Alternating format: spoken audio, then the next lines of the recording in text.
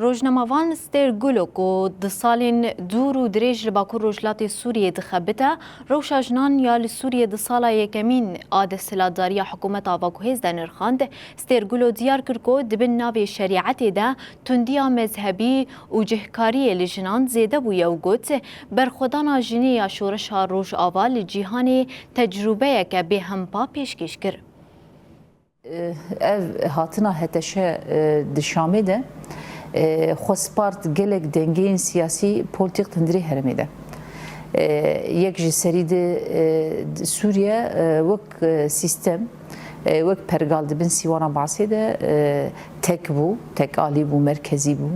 Ew qetlamê mezin di serî de revandina jina, kuştina jina ya zaroka û ev yani bi kuştina Alewiya, Dürziya li hundirê Hims, Hema, Latqiyê heta ev êrîş di serî de jin û zarok asas hedef hatin girtin. Destûra Sûriyê xwestin îlan bikin, yani bi komekî em karin bêjin komeke çete goberî gelek ji wana lîstê wan navê terorê de hebû, yek ji wan jî Hatim Şeqra bû, êgo hevrî xelef li ser destê wî hat kuştin û ev mehkemê navnetewî de jî hate kirin. Feqet ew yek ji wan kesa bû.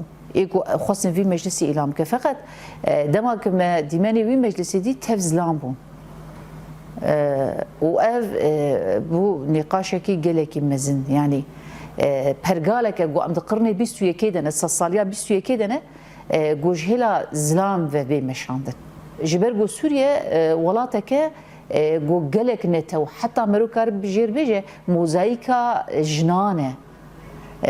Yani em bala xwebdinê tevahî herêmê wê ku merû berçav derbas bike ji gelek mezhebiye, mezheb gelek tê de hene, jin jî tevahî netewa tê heye. Beramberî vêna ji ber ku eva 13 sal got jin li bakur rojhilatê Sûriyê bi şoreşa Rojava re, bi şoreşa nozê Tirmeyê re jina xwe bi rêxistin kir, ev bandoreke mezin gelekî Sûriyê hat kirin. Li hember Daişê di dünyayê de êgo bu mînaka vêna got derket di berxwedana Kubanê de arîn vîrkan û hat ku di cîhanê de bû wek mînakekî ku îdî li hember Daişê jin dikarin Daeş têk bibin. Dema ku şerê beravê jî çêbû, jinên Sûriye ji vêna ilhameke mezin girtin. Loma ekîbê xwe ava kirin. Heta belkî di ragihandinê de jî hate diyar kirin. Navê ekîbê wana Herair Başan. Yani bi vî ew ê xwestin xwe bi rêxistin bikin.